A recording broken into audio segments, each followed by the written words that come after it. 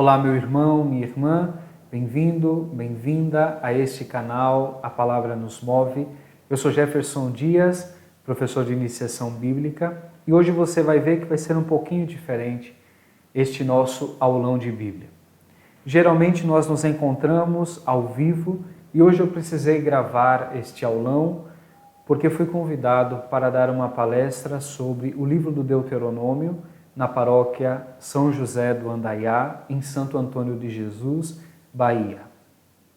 E desde já agradeço, e assim publicamente neste canal, o convite feito na pessoa do pároco Padre Valmiro.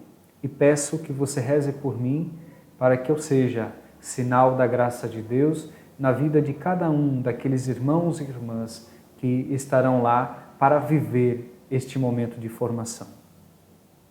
E aqui neste canal nós queremos iniciar bem este mês de setembro, que a Igreja no Brasil nos convida a meditar, a rezar e a aprofundar a nossa experiência com a Sagrada Escritura. Geralmente a Igreja no Brasil seleciona, escolhe alguns temas, indica alguns livros no qual nós devemos dar atenção em cada ano. E este ano foi escolhido o livro do Deuteronômio. E nós queremos seguir os passos, o itinerário deste livro para ouvir com cuidado, com atenção, a palavra de Deus que se faz nova, que se faz viva e eficaz na nossa vida.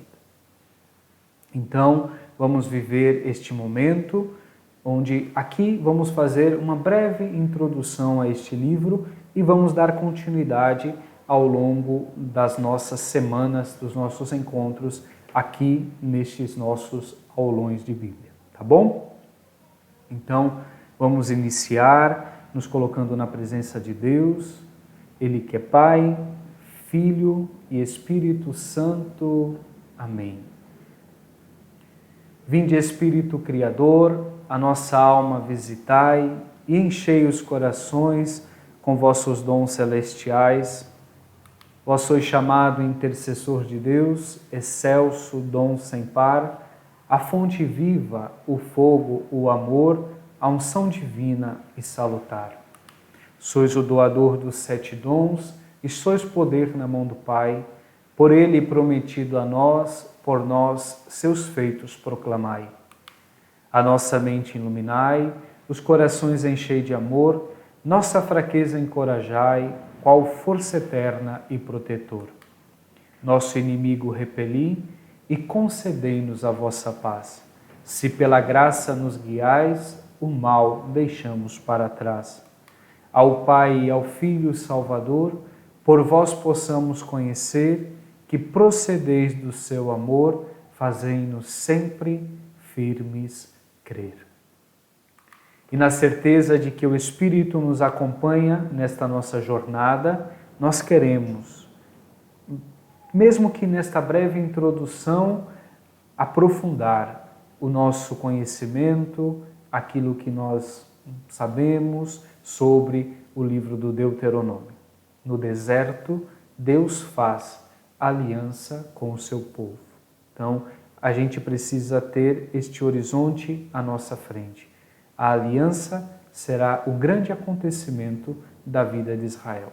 Assim como neste deserto esta luz e levanta-se para guiar, mesmo que seja de dia, assim foi Deus com o seu povo. Ele é a grande luz no qual conduzia Israel para um caminho novo, um caminho diferente, um caminho de vida e abundância. Então, este mês da Bíblia de 2020, ele tem como lema: abre tua mão para o teu irmão. Então, isto tirado do livro do Deuteronômio, ok? Então, aqui basicamente as referências do qual eu me fiz uso para este nosso aulão: Bíblia TEB, CNBB, Ave Maria de Estudos, Peregrino, Dicionário Novo Comentário Bíblico de São Jerônimo, Dicionário Enciclopédico, a Bíblia Gente, a Bíblia Deus Caminhando com a Gente, e o comentário bíblico organizado por Diane Bergant. Então, nós temos, essas foram as referências que eu utilizei. Por que eu utilizei estas referências? São aquelas referências que nós temos às nossas mãos e com possibilidade. Esses dicionários é possível encontrá-los na internet. Então, para dizer que tudo aquilo que vai ser refletido aqui está disponível, está à nossa altura e à nossa possibilidade, ok? Então, coisas que nós encontramos nas nossas Bíblias do dia a dia e livros, dicionários e comentários que nós também encontramos na internet, ok? Deuteronômio. O que significa esta palavra Deuteronômio? Nós vamos ver que em hebraico esta palavra significa, no fundo, debarim, que não tem muito a ver com esta ideia de Deuteronômio, mas simplesmente significa debarim, as palavras. E eu tomo referência aqui da Bíblia da CNBB, eis as palavras. Isto inicia o livro do conhecido Deuteronômio. Então, porém, em hebraico chama-se debarim, significado palavras, as palavras. Aliás, que palavras são essas? São as palavras de Moisés e as palavras de Deus que comunica para Israel. Então, por isso, esta ideia em hebraico de as palavras. Mas este nome Deuteronômio vem de Deuteronômio em grego. Ok? A palavra grega se chamava deste jeito. Por quê? Porque significava segunda lei. E aqui existe uma discussão entre os biblistas se trata de fato de uma segunda lei ou de uma cópia da lei, como está posto em Deuteronômio 17, 18. Então, esta lei promulgada por Moisés na planície de Moabe, ela é uma segunda lei ou ela é uma cópia da lei que Israel já tinha no Código da Aliança? Então, de alguma maneira, a palavra em hebraico é a palavra que melhor explica, que melhor explicita este livro, as palavras, ok? Muito embora a influência do texto grego nos fez ficar com esta palavra Deuteronômio, ok? Que nada mais significa do que segunda lei, tá bom? O Deuteronômio, ele vai ser lido na sua origem como a obra inicial, como se fosse um prefácio, como se fosse a introdução de outros 6 livros, que se chama a obra historiográfica deuteronomista ou simplesmente a obra da história deuteronomista. Então, o Deuteronômio servia como que uma espécie de introdução para aquilo que ia acontecer em Josué, Juízes, 1ª e 2ª Samuel, 1ª e 2ª Reis. Então, ele servia como essa espécie de introdução. E depois, lá pelo tempo de Esdras, no século V a.C., o Deuteronômio foi adicionado ao chamado Pentateuco, ou a Torá. Então, ele se tornou o 5º livro do Pentateuco, antecedido por Gênesis, Êxodo, Levítico e Números.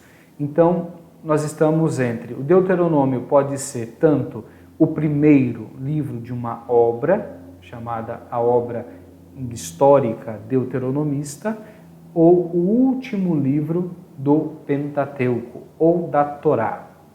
O que de fato, o que sinaliza é que o Deuteronômio é uma tradição muito autônoma, muito independente daquilo que nós vamos encontrar nestes outros 4 livros do Pentateuco.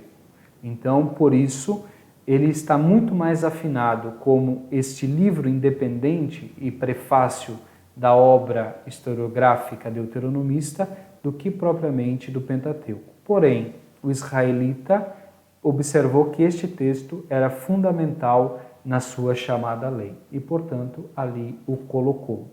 Então, nós respeitamos aquilo que é posto por aqueles que escolheram a lista dos seus livros sagrados. Então, um israelita compreende que o Deuteronômio faz parte da sua lei, da Torá, ok? Estamos diante, isso é preciso ter consciência, de um dos principais livros da Bíblia hebraica. Ele influenciou profetas, seja os profetas anteriores, como Juízes, Samuel 1 e 2, Reis 1 e 2, todos estes profetas, chamados profetas anteriores na Bíblia hebraica, quanto até mesmo a comunidade de Qumran, que é a comunidade dos essênios. O próprio Novo Testamento faz muitas referências ao Deuteronômio, a Mishnah e o Talmud, que aqui já são elaborações rabínicas do mundo judaico. Então, ele influenciou muitas obras no contexto tanto hebraico, quanto no contexto judaico, quanto no contexto do Novo Testamento.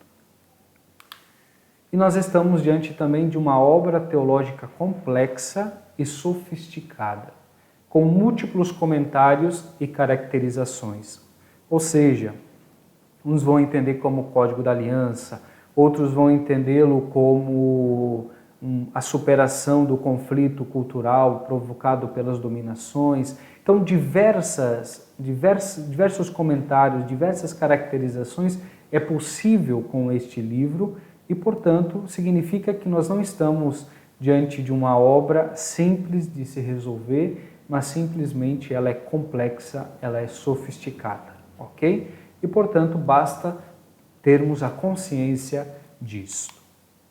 Para entender o que está em questão no livro do Deuteronômio, é preciso conhecer minimamente a história de Israel e suas tradições, especialmente do período pós-monarquia unida, ou seja, a partir da morte de Salomão até o período pós-exílio da Babilônia.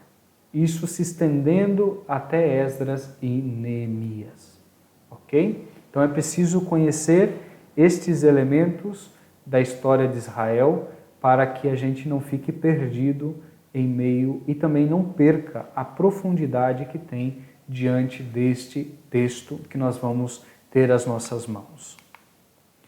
Bom, autoria. Quem é o autor deste texto, deste livro? Por muito tempo acreditou-se e atribuiu-se a autoria não só deste livro, como também do Pentateuco a Moisés. Moisés seria o autor. Hoje sabe-se que não é bem assim. Então, o Pentateuco é fruto de 4 tradições independentes. Então, nós sabemos que o Pentateuco é fruto dessas muitas mãos que foram compondo a sua redação e a sua escrita. Após a morte do rei Salomão, a monarquia se dividiu em dois reinos. O reino do sul, ou de Judá, cuja capital era Jerusalém, e reunia-se uma tribo, que era a tribo de Judá. E o reino do norte, ou de Israel, cuja capital era Samaria, onde se tinha 10 tribos. Então, na divisão, as tribos do norte, as tribos do sul, assim depois ficou o reino do norte e reino do sul. Ok? Vocês, pela conta, vocês vão ver que falta uma. Então, a tribo de Levi não ganhou o direito de terra, e sim o direito de viver do culto. Isso nós vamos encontrar em Josué 13. E no final da história vai dar 12 por causa dos filhos de José. Os filhos de José, Efraim e Manassés, cada qual ganha direito de terra, ganha direito de lote na terra prometida. Por isso fecham-se estas 12 tribos. Ok? No Reino do Norte, nós temos o quê? Os círculos levíticos, então os levitas ativos nessa região, E nós temos também os círculos proféticos. Elias, Eliseu, Oséias, Miqueias, Amós. Então, os principais profetas do mundo da Bíblia, nós encontramos no Reino do Norte. Sua atuação ela é explícita no Reino do Norte. Então, este círculo profético é o que vai também dar uma tônica, uma faceta da face destas tradições do Norte. E nós temos também no Reino do Norte a chamada tradição eloísta, ou a tradição E, ou a fonte E, no qual esta tradição vai nos mostrar um Deus com o nome genérico de Elohim, e que ele vai simplesmente ganhar o nome de Javé quando se revela a Moisés. Quando Moisés pergunta o nome, ali nesta tradição acontece a revelação e a mudança de Elohim para Javé. E a revelação divina sempre vai ser no Horebe. Então, este é um sinal distintivo dessas tradições, da tradição eloísta, e que também vai chegar no Deuteronômio. Não vai ser no Sinai a revelação de Deus, a comunicação da aliança, e sim no Horebe. O monte é o mesmo, mas os nomes são diferentes, ok? Em 722 a.C., os assírios, com sua estratégia de extermínio, destrói o Reino do Norte. Muitos migram refugiados para o Reino do Sul, levando consigo suas tradições. Então, foi gestada e desenvolvida a tradição D no Reino do Sul, ou chamada deuteronomista. Então, é uma tradição que tem o pensamento do Sul, aliás, o pensamento do Norte, mas ela é realmente desenvolvida, gestada e desenvolvida no Reino do Sul, após a destruição do Reino do Norte. Afinal de contas, o que é esta tradição deuteronomista? No seu coração vai estar o quê? A busca de uma resposta para o porquê da infidelidade do Reino de Israel, e aqui é o Reino do Norte, que o levou ao desaparecimento. Ou seja, por que o Reino de Israel, ao ser infiel à aliança, levou ao seu desaparecimento. E a profecia é a alternativa de fazer o povo viver a fidelidade exclusiva à aliança. Então, esta ideia de exclusividade vai ser muito forte na profecia do Reino do Norte. Então, vai vir este conflito entre a fidelidade e a infidelidade, e sobretudo da infidelidade que destrói, que faz com que o Reino de Israel desapareça.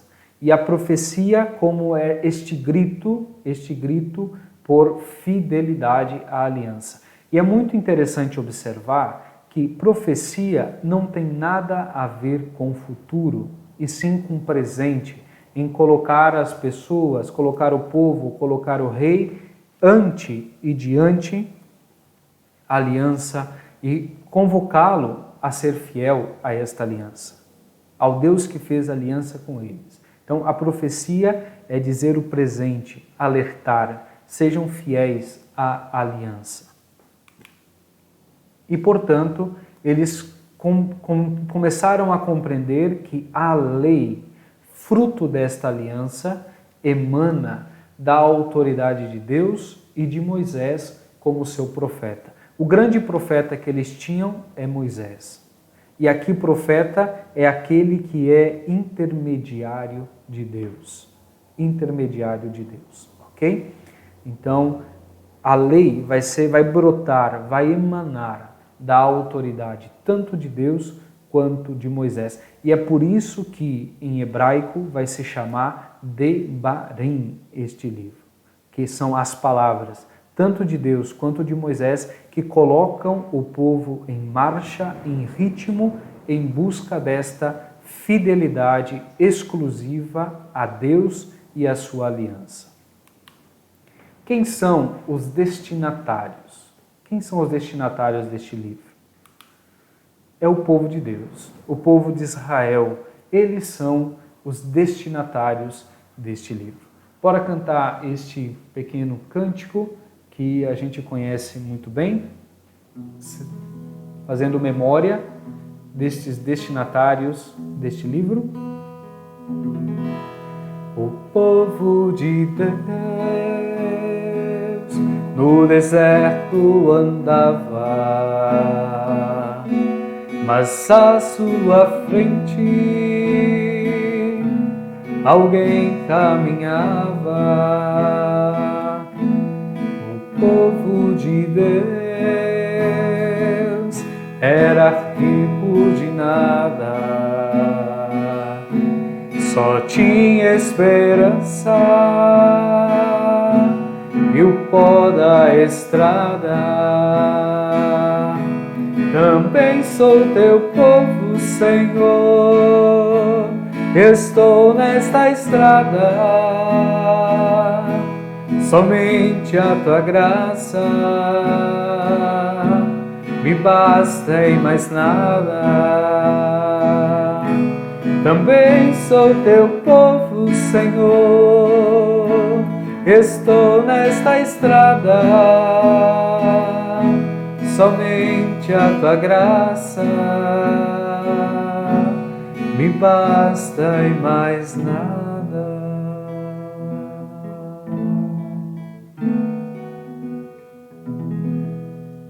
Então é este povo que caminhava com o seu Deus, deserto adentro, em busca daquela terra que Deus promete, uma terra que corre leite e mel e no qual eles têm Deus ao seu lado e a graça que lhes basta e que lhes faz ter a esperança desta terra boa, ampla e espaçosa.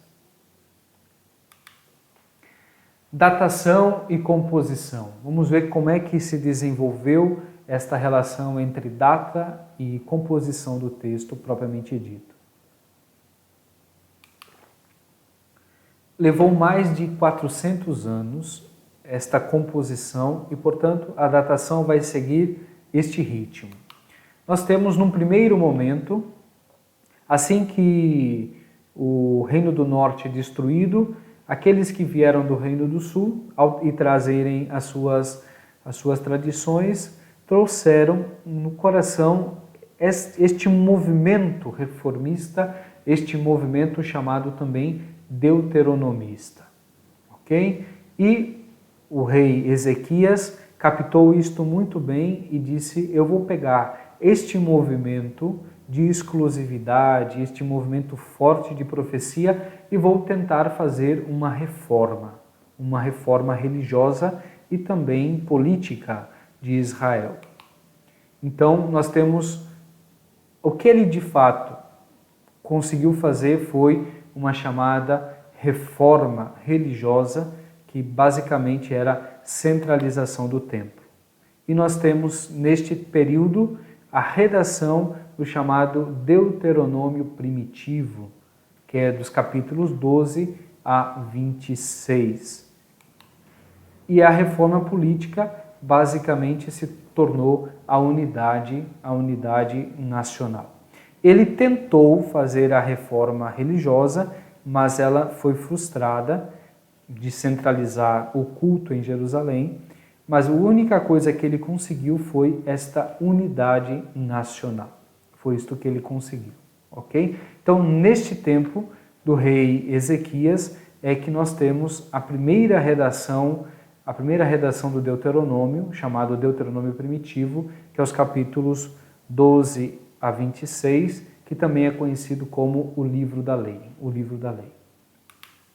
Depois nós vamos ter a reforma de Josias, que basicamente vai estar em tempos de relativa paz, a restauração do templo, e nesta restauração do templo, o que acontece? O sacerdote Elcias descobriu o Deuteronômio 12, 26, o livro da lei, que nós encontramos em 2 Reis de 22 a 23. Então ele encontrou este livro da lei no templo. E este livro serviu para o rei Josias fazer uma grande reforma, que aí sim conseguiu fazer uma reforma religiosa em Israel. Centralização do culto, muito embora não fosse o indicativo de Jerusalém, mas acabou se tornando Jerusalém o lugar de culto, de prestação de culto. Foi aqui que começaram aquelas peregrinações, pelo menos as 3 grandes peregrinações de Israel, dos pães ázimos, depois da festa de Pentecostes e depois na festa das tendas. Essas 3 grandes festas de peregrinação para Jerusalém. Se antes da reforma de Josias cada um poderia ir nos diversos templos que existiam em Israel, a partir desta reforma todos têm que ir para o templo de Jerusalém. Mesmo que não é explícito o templo de Jerusalém, acaba se tornando. E, portanto, também Josias manda destruir todos os outros santuários que se tinha em Israel. O que acontece aqui, e por consequência também, a ideia de uma unidade nacional está presente também na reforma de Josias. E neste tempo se amplia o livro do Deuteronômio, então nós temos de 4:44 até 28 e 26. Aliás, de 28, versículo 68. Então, houve uma ampliação do livro do Deuteronômio, ok? Depois nós vamos ter o período do exílio da Babilônia. É um momento decisivo para Israel, entendido sobretudo como castigo de Deus e fruto desta infidelidade na aliança, e portanto vai se tornar um incentivo, essa tradição deuteronomista, um incentivo à obediência da lei, à obediência da lei. A partir daqui, Israel começa a gestar a esperança de um novo êxodo, e por isso este livro do Deuteronômio, conectando com aquele caminho do deserto de Israel que sai do Egito e vem para a terra prometida, agora o povo de Deus vai ter que sair da Babilônia para voltar para a terra prometida. Então é um novo êxodo que acontece em Israel. Nova terra, a esperança de uma nova terra, e a partir daqui também nós temos aí o início da ideia de também novos céus. E também a ideia de um Messias que venha libertar de toda e qualquer dominação que se apresente a Israel. Depois nós vamos ter o pós-exílio da Babilônia, com um toque da tradição sacerdotal ou tradição P, aquilo que vai se complementando, nós vamos ter este dado. Então, nós temos basicamente o grosso do livro do Deuteronômio, fruto desta tradição deuteronomista em diversos momentos da história, porém, após o exílio, nós vamos ter um toque desta tradição sacerdotal, inclusive em termos de composição. O que vai acontecer vai ser uma revisão daquilo que foi gestado no tempo de Josias, que de Deuteronômio 4:44 ao capítulo 28, versículo 68, uma ampliação que é do 1 ao 4:13 ao 4:43, que é uma introdução geral. Depois, do 28:69 até o 30:20, uma conclusão geral. E um apêndice de 31 a 34:12. Então, este vai ser o Deuteronômio que nós conhecemos na nossa versão atual. Então, só no pós-exílio, possivelmente no período de Esdras, vai se finalizar este livro, ok? E, portanto, é a partir daqui que ele também é inserido no Pentateuco. Consequências. Uma leitura em crise. É muito interessante observar que, em última análise, a tradição deuteronomista ela é uma literatura de crise, seja vindo do norte para o sul, seja diante do sul a invasão da Babilônia, e eles também, junto com o sul, vão ter que repensar a sua fé. E o que está em jogo é o risco da extinção por causa da infidelidade. O reino do norte já foi extinto, então o reino do sul agora corria este risco por causa da infidelidade. Então, basicamente, é uma situação de vida ou de morte. De vida ou de morte. Por isso, vai ser muito forte esta tradição deuteronomista. Gênero literário. A gente sabe que gênero literário são aqueles elementos, textos, quando a gente analisa de forma separada, nós observamos um padrão comum que acontece nestes textos, ok? Então, nós estamos diante de uma leitura parenética da história de Israel, ou seja, discursos morais, que junto com narração, exortação e legislação vão traçando o fio condutor de toda a história, ok?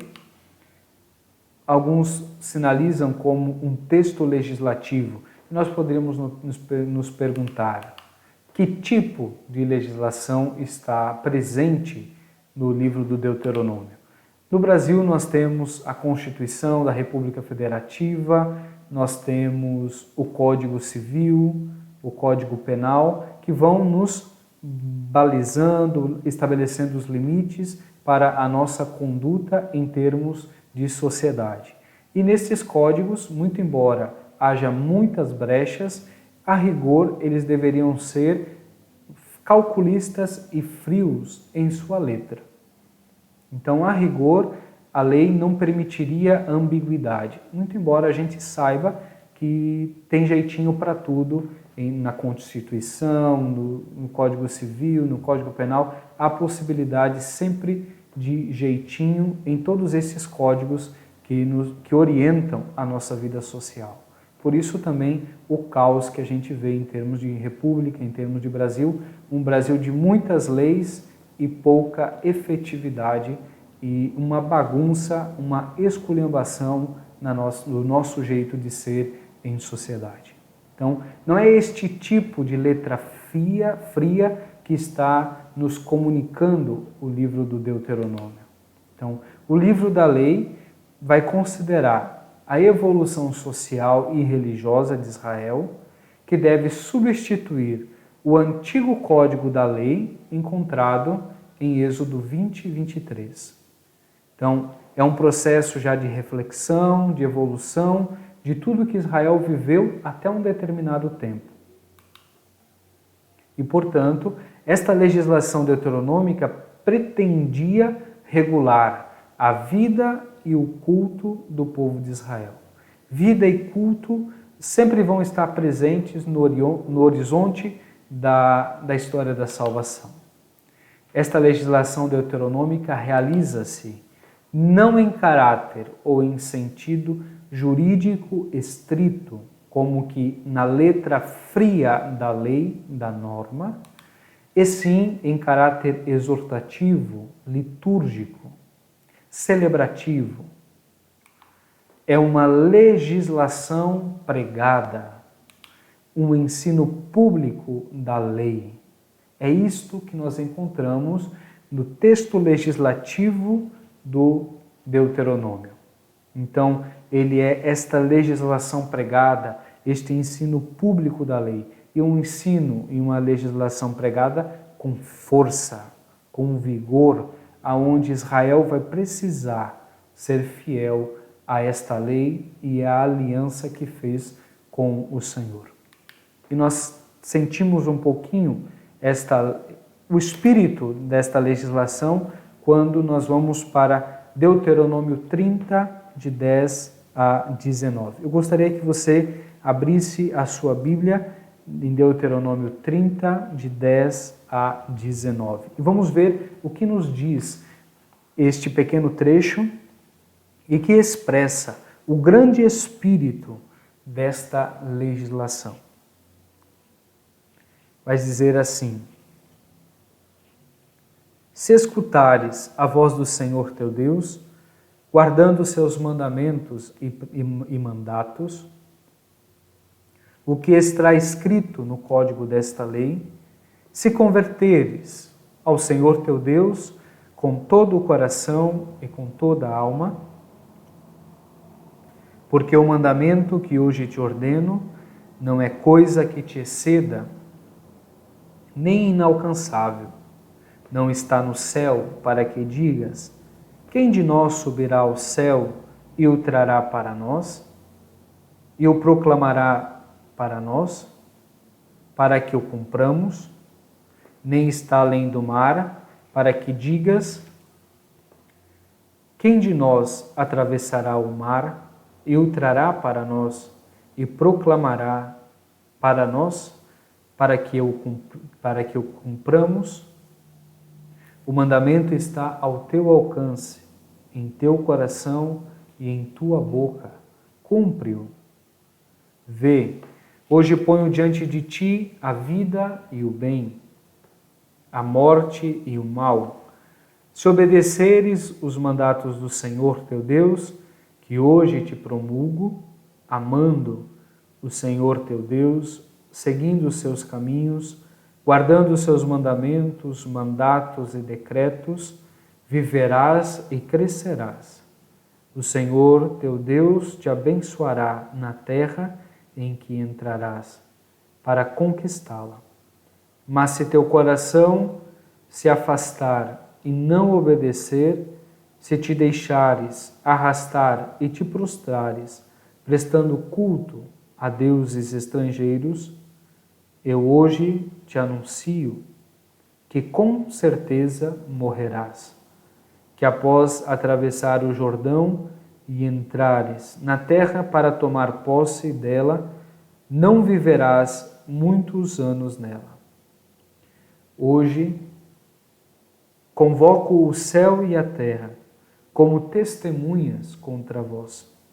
Ponho diante de ti bênção e maldição. Escolhe a vida e vivereis, tu e tua descendência. Então, nós observamos que, no fundo, a legislação proposta pelo livro do Deuteronômio é este caminho de relação entre Deus e o seu povo, dentro do espírito de uma época onde obedecer era fruto de bênção e não obedecer era fruto de maldição ou castigo. Então, fruto do seu tempo, fruto do seu momento histórico, aonde a ideia de retribuição era muito forte em Israel. Nós vemos algum sinal de superação disso quando nós lemos, por exemplo, o livro de Judite, e me chamou muita atenção quando ela, de alguma maneira, rompe com esta ideia, o pensamento do livro de Judite rompe com esta ideia de retribuição. Sobretudo, aquilo que estava passando o povo de Betúlia não é castigo o que nós estamos passando, e simplesmente prova. E Deus vai agir ao nosso favor, não porque nós tenhamos feito alguma coisa por Ele ou contra Ele, ou até mesmo deixado de fazer, mas simplesmente porque um Deus conosco fez história. E este Deus que fez história vai agir em nosso favor. Ok? E é este o espírito que nós vemos nesta lei do Deuteronômio. É um mandamento que está ao alcance, para que a gente não viva de desculpas, eu não posso, mas está diante de nós. Basta viver. E é isto que está posto nesta legislação. Não é a letra fria de uma lei, mas simplesmente o compromisso generoso de um Deus que se dá, que se derrama na sua gratitude e na sua gratuidade infinita, e a resposta, mesmo que limitada, do ser humano em corresponder a esta gratuidade. O motivo. Então vamos ver um pouquinho por que foi escrito este livro do Deuteronômio. O povo se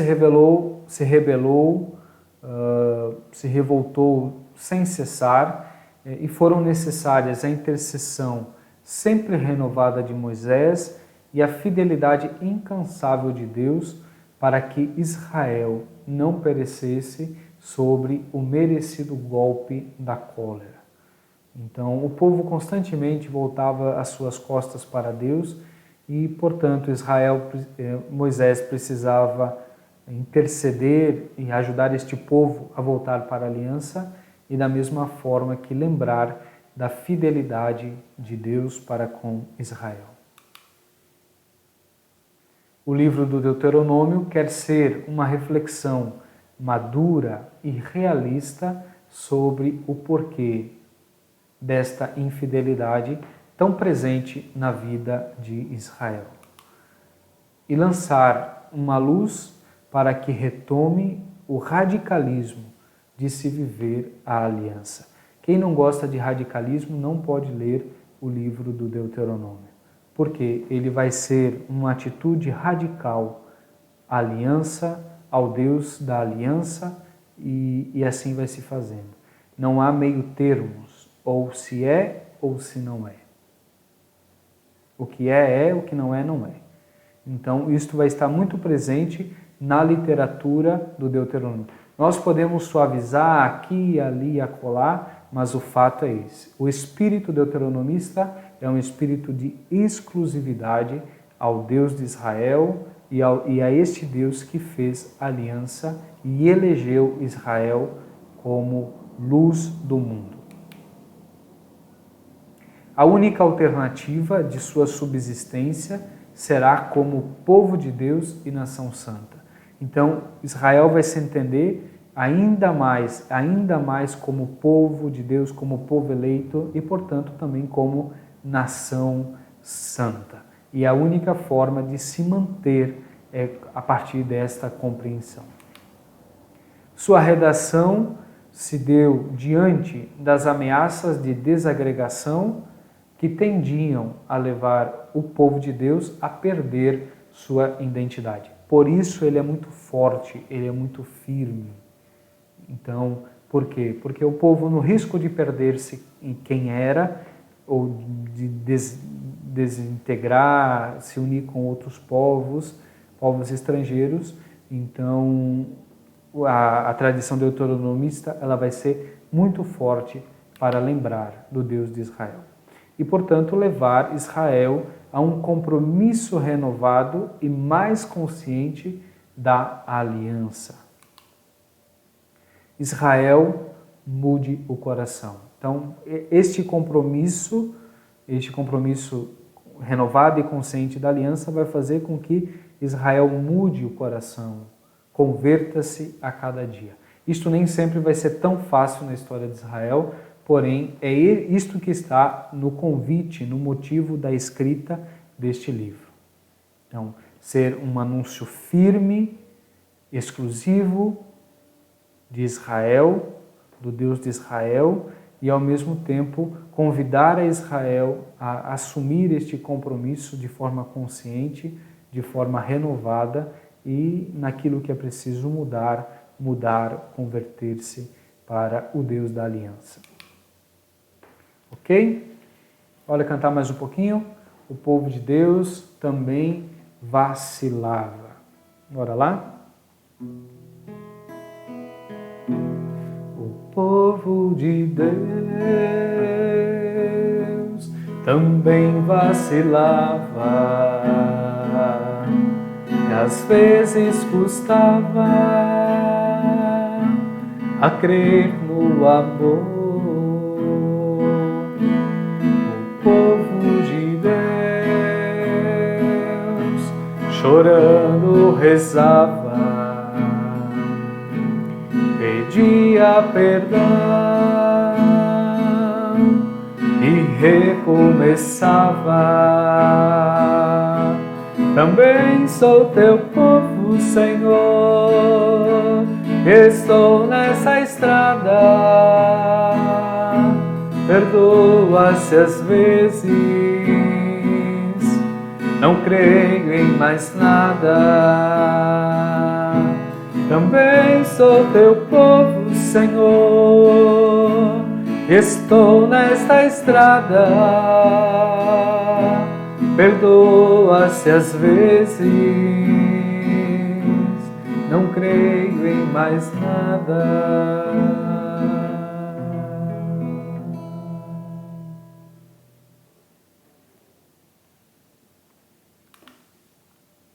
Temas importantes que nós encontramos neste livro do Deuteronômio: centralização, profecia, Deus de Israel, povo de Deus. Então, são temas que nós encontramos. Depois, aliança, fidelidade, seja própria de Deus e obediência de Israel, posse da terra, promessa, moral, uma nova conduta a partir de Deus e da eleição de Israel. Estes são os temas importantes que nós encontramos neste nosso livro do Deuteronômio. A estrutura, ela basicamente é composta por discursos e o código da lei. Então, de 1 a 4:49, nós vamos ter o primeiro discurso de Moisés, do Horebe a Moabe. Depois nós vamos ter de 5:1 a 11:12 o segundo discurso de Moisés, uma introdução homilética ao livro da lei. Depois de 12:1 a 26:15 nós vamos ter o livro da lei, que é o Pentateuco, aliás, o Deuteronômio primitivo. Depois nós vamos ter de 26:16 a 28:69 a conclusão, a entrega da lei. De 29:1 a 30:20 o terceiro discurso de Moisés.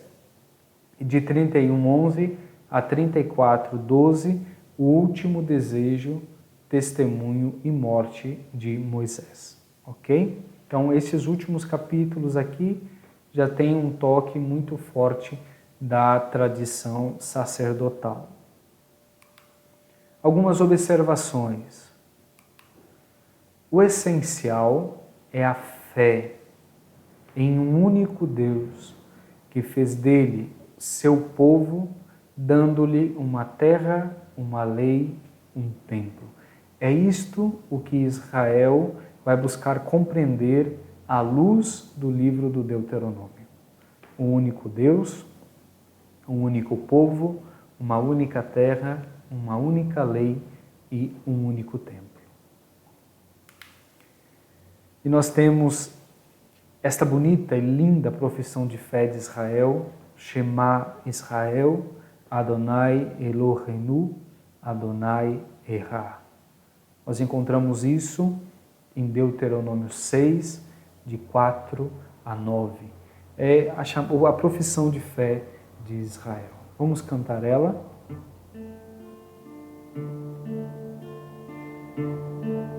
Shema Israel, Adonai Eloheinu,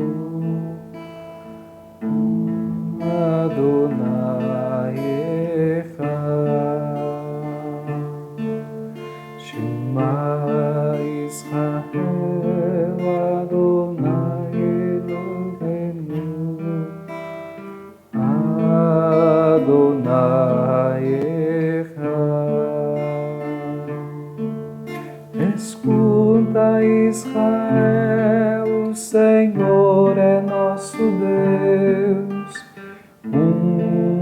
é o Senhor. Escuta, Israel, o Senhor é nosso Deus,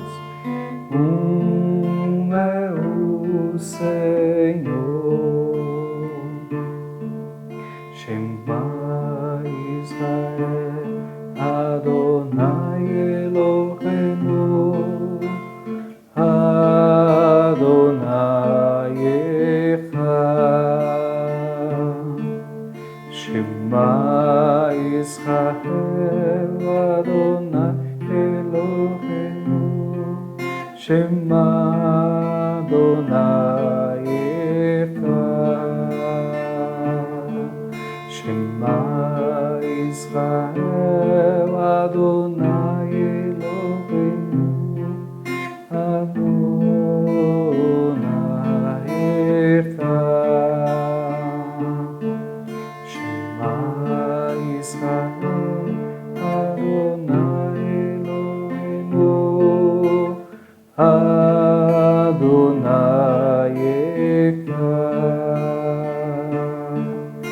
Escuta, Israel, o Senhor é nosso Deus, é o Senhor. Escuta, Israel, o Senhor é nosso Deus, é o Senhor.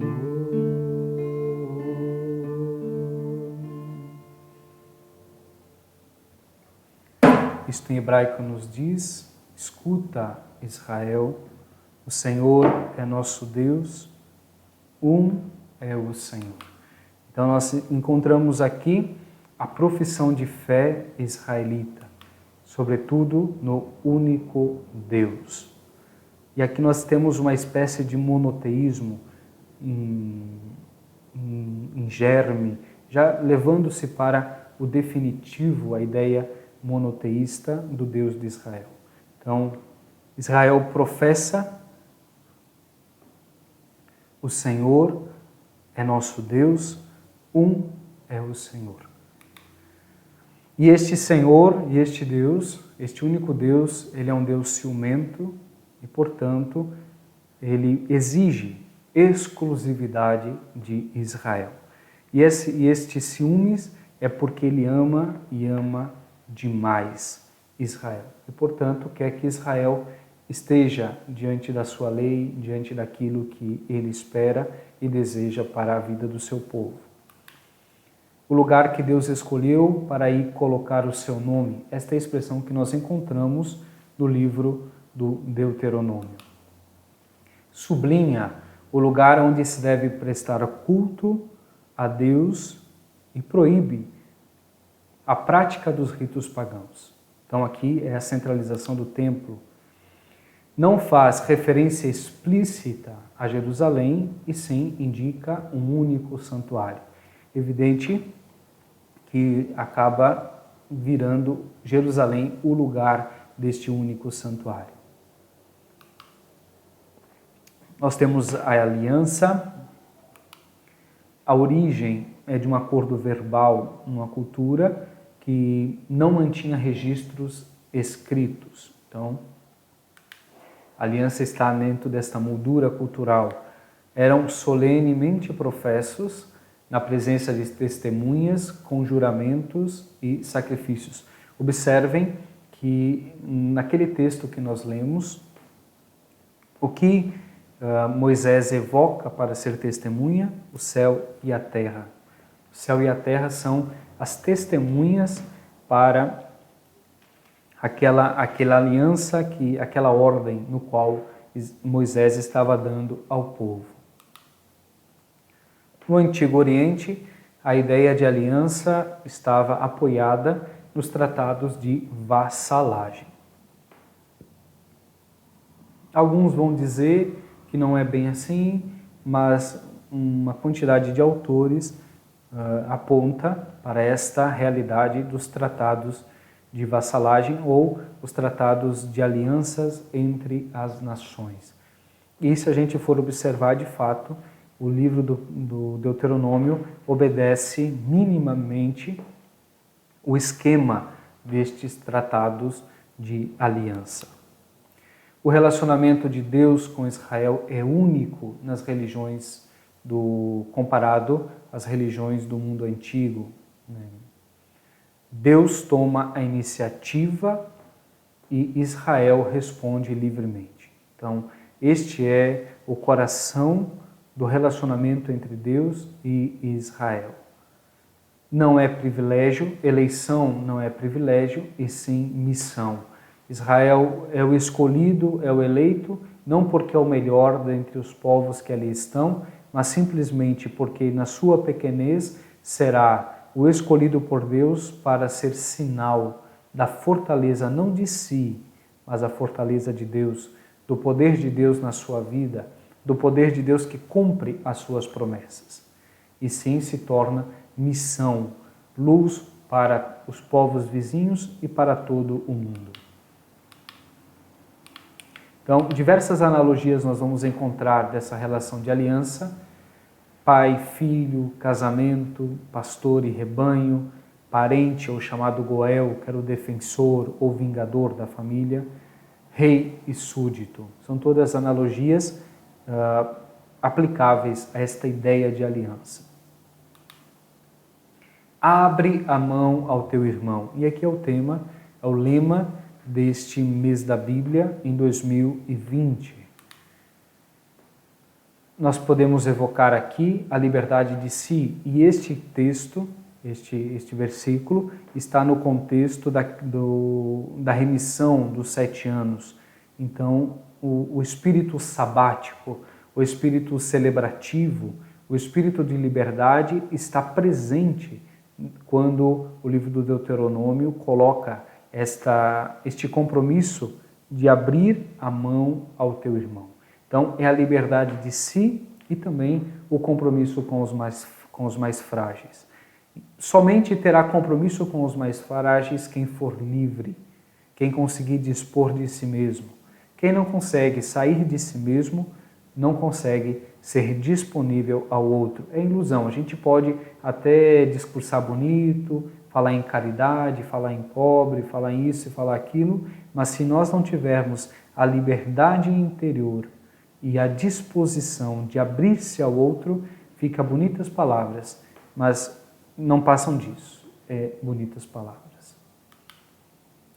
Este abrir a mão ao teu irmão significa renunciar ao coração da idolatria. E o coração da idolatria é o que é? O fechamento de si, seja para Deus e também para o outro. Então, quando eu me fecho em mim mesmo e abro a possibilidade de abertura, seja para Deus ou para o outro, eu estou beirando a idolatria. E abrir a mão ao outro, nessa disposição de si, neste compromisso, faz com que eu renuncie o coração da idolatria. E é preciso também, à luz de tudo isso, superar a pobrelatria latino-americana. Nós ouvimos falar muito de pobre na América Latina e ainda continuamos com muitos outros pobres. Então, geralmente, quando nós somos confrontados com isso, não faltam desculpas para a gente justificar o fracasso do nosso discurso. O fracasso do nosso discurso. Então, nós falamos muito de pobre, mas ainda nós temos no meio de nós muitos e muitos pobres. Na América Latina, os níveis de desigualdade são altíssimos e constatou-se nos últimos anos, não foi no último 2, nos últimos 3 anos, mas nos últimos pelo menos 10 anos, que aquela máxima que ricos continuam mais ricos e pobres mais pobres está vigente na América Latina. E um pouco disso tem nossa culpa, desse nosso discurso vazio de pobre-latria. Nós queremos, no fundo, que os pobres fiquem pobres. Então, é preciso superar isso, para que a gente encontre e dê dignidade às pessoas de fato, e não só de discurso. E aqui um comparativo, vocês vão ver estes países, Suécia, Alemanha, Escócia, Inglaterra, Suíça, Estados Unidos, Dinamarca. Então, o que eles são? São países de primeiro mundo. E no contraponto aqui nós vamos ver Brasil, México, Argentina, Venezuela, Paraguai, Bolívia, Colômbia, né? Países de terceiro mundo, países do terceiro mundo.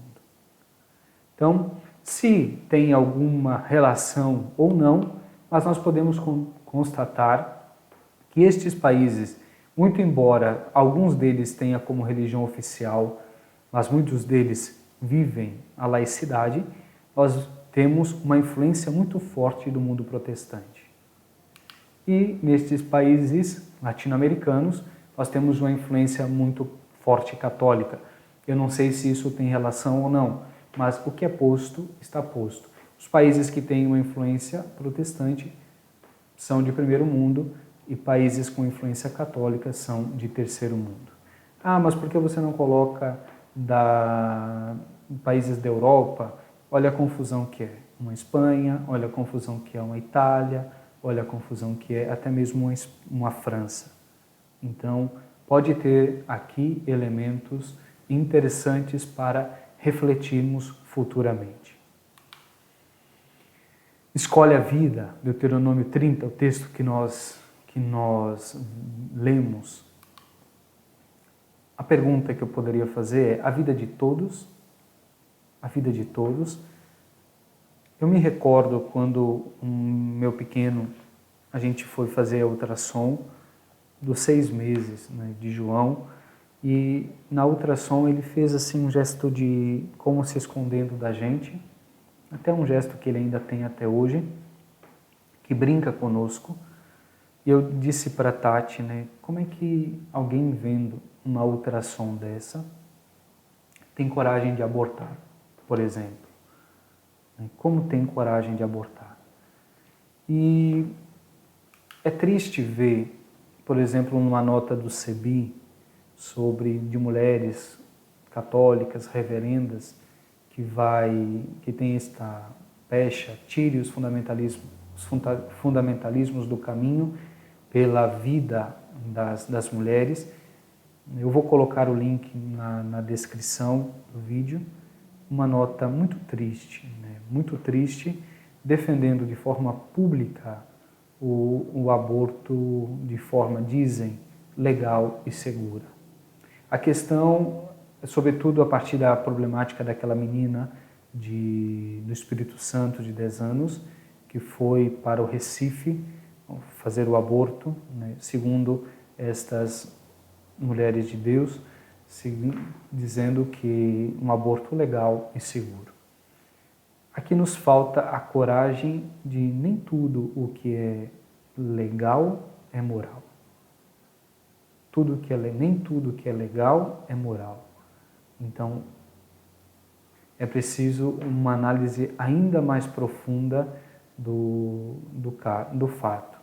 E eu também indico que vocês leiam este bonito artigo de Dom Ricardo, bispo de Rio Grande e também presidente da Comissão Vida e Família da CNBB, intitulado Por que não viver?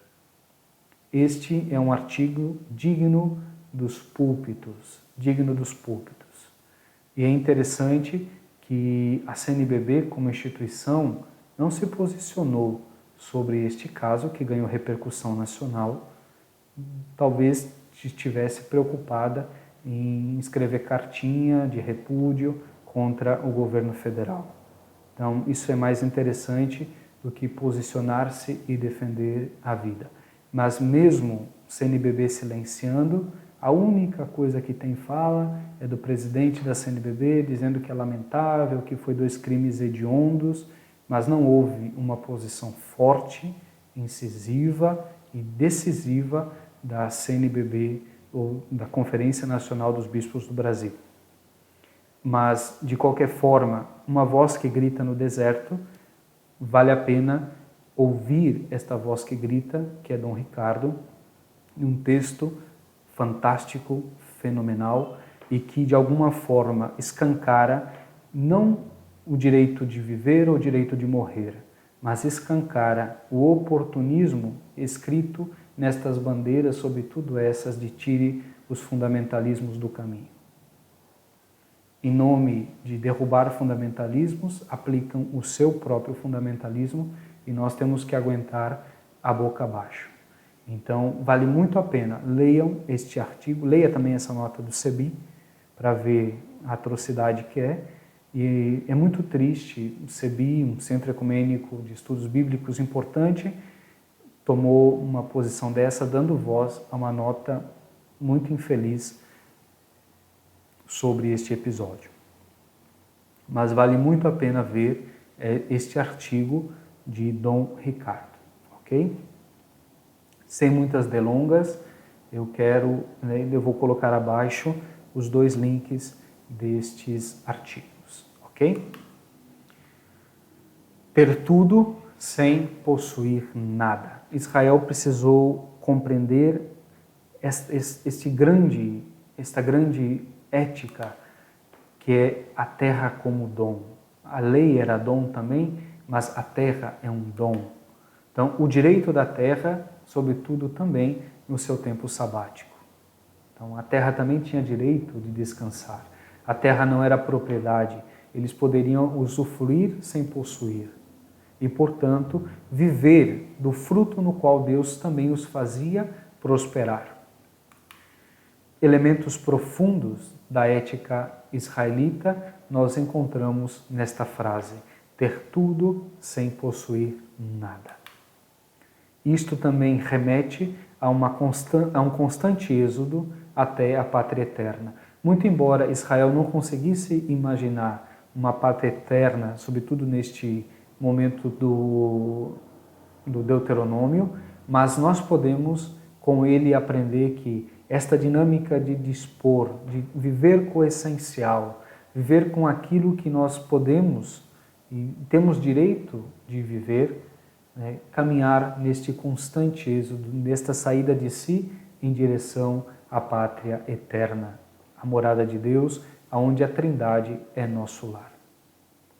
Então, viver sem com a gana de querer possuir, mas livre de si, livre de bens para ir avante. E isso sempre me recordo da minha avó. Quando a minha avó faleceu, eu e meu primo fomos fazer o testamento e a mulher perguntou: ela deixa testamento, deixa inventário? Eu disse: deixa. Ou deixa bens, né? Eu disse: deixa uma dentadura que tinha um dente de ouro e um roupeiro. E eu falei brincando com meu primo e depois me impactou, tamanha foi essa minha fala, que eu disse: nossa, que morte linda da minha avó, morre livre, sem deixar nada, sem que a gente fique brigando por bens, disputando. Então, que morte linda. E depois, avaliando, pensando, eu fui refletindo que a minha avó, por exemplo, viveu conosco pelo menos uns 5, 6 anos, mais perto da gente, sobretudo de cuidados assim. Então, e a avó nunca foi um peso para nós. A avó nunca foi um peso. Isso é muito bonito, quando alguém consegue não ser peso para o outro e morre de forma livre. Isto chama-se sabedoria. Quem sabe ser sábio e não velho vai ter um futuro muito feliz. Vai ter gente que queira cuidar, vai ter gente que queira amparar e também, de forma muito livre, irá se encontrar com Deus. Então, eu aprendi muito com a minha avó nesse episódio da sua morte. E depois, no seu funeral, no caixão, ela estava tão linda, tão linda, tão linda, que parecia de fato viva e viva na presença de Deus. Então, isto eu aprendi, ter tudo sem possuir nada. A avó não tinha casa, a avó não tinha nada, mas tinha tudo. Tinha gente cuidando dela, amparando e não sendo também um peso para nós. O Deus violento, e nós vamos encontrar isso no Deuteronômio, vale a pena a gente dar uma olhada em Deuteronômio 2, de 33 a 34. Vamos ver o que diz ali. E como o Senhor nosso Deus o entregou a nós, nós o derrotamos, bem com os seus filhos e a todo o exército. Então conquistamos suas cidades e consagramos ao extermínio, atenção, extermínio, os vizinhos, com mulheres e crianças, sem deixar ninguém com vida. Um Deus assim acontece por quê? Porque aqui, esta ideia de extermínio, Israel aprendeu de quem? Aprendeu dos assírios. E aqui nada mais é do que o autor querer contar uma história de glória, onde eles não tinham condições de contar essa história de glória. Ele usa o aparato assírio para contar uma história comum, mas que ele queria que isso se impactasse como uma grande história. E adota linguagens assírias que não era do seu mundo. E aí a gente, nossa, que Deus violento, que manda matar mulheres, crianças, não deixa ninguém vivo. O que isto chama atenção? E eu refletia preparando este aulão. Primeiro detalhe, é necessário reconciliar com sua história e suas memórias. De alguma maneira, Israel, na busca de exclusividade, não conseguiu purificar a sua memória e reconciliar com a sua história. Não conseguiu. Porque ainda nós vemos no texto resquício deste Deus violento, que é um Deus assírio. Um Deus nos moldes assírio. E nisso, o autor sagrado coloca na boca de Deus esta violência. Não é de Deus esta violência, é simplesmente do autor sagrado. Por isso, superar o risco de reproduzir os erros. Se a gente não aprende, nós vamos continuar reproduzindo os erros. Ou fazendo ainda piores. Então, aprender o que é vital, o que não é vital, coloque ao lado. Deixe de lado. Então, nesta imagem deste Deus violento, é preciso reconciliar-se com a história, purificar a memória, superar o risco de reproduzir os erros e aprender o que é vital. O que não é vital, jogue fora. Algumas palavras recorrentes é hoje, escuta, coração. Hoje significa o hoje de Deus. Israel é chamado, depois do exílio, naquele período entre saída do Reino do Norte e depois no exílio da Babilônia, chamado a viver o hoje de Deus, o hoje de Deus na sua história. E, portanto, é preciso escutar o que este Deus fala, orienta, conduz, e o coração tem que estar em jogo, porque o coração no mundo bíblico é a sede da vontade, a sede da decisão, ou seja, no hoje de Deus, escutando a sua palavra, eu decido viver conforme aquilo que eu ouço. Aquilo que eu ouço. Escuta, Israel, escuta, Israel, escuta, Israel. Israel é chamado à conversão a todo instante, a mudar o coração. E o coração é que muito mais do que este órgão que a gente tem no corpo, mas é a decisão diante do Senhor de mudar de vida. De forma consciente, de forma livre, viver da vontade do Senhor. Então estas são algumas palavras recorrentes neste nosso livro do Deuteronômio. E aqui, já indo para o nosso final, vamos cantar este refrão, este trecho deste canto conhecido. O povo de Deus ao longe avistou a terra querida que o amor preparou. O povo de Deus corria e cantava, e nos seus louvores teu amor proclamava. Também sou teu povo, Senhor, e estou nesta estrada, cada dia mais perto da terra esperada. Também sou teu povo, Senhor, e estou nessa estrada, cada dia mais perto da terra esperada.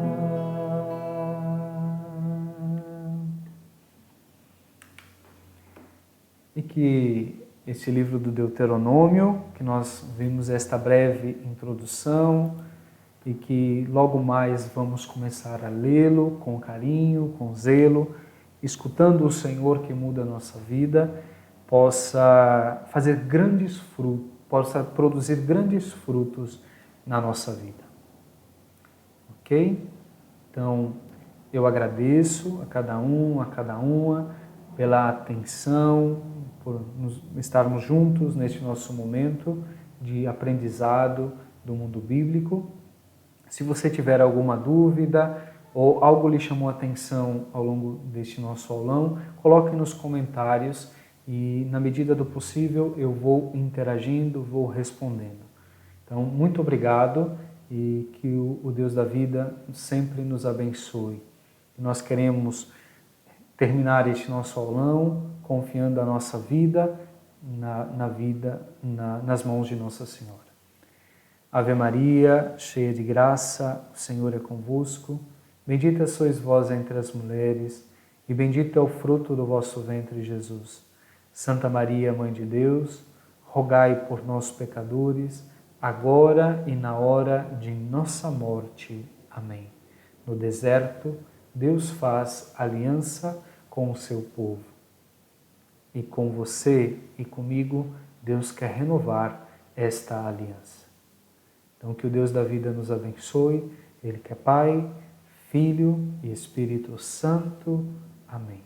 Até breve e nos próximos aulões nós vamos dar continuidade a esta nossa reflexão sobre o livro do Deuteronômio. Até mais, fique bem e nunca esqueça, seja a diferença no mundo porque a palavra nos move. Nos vemos em breve.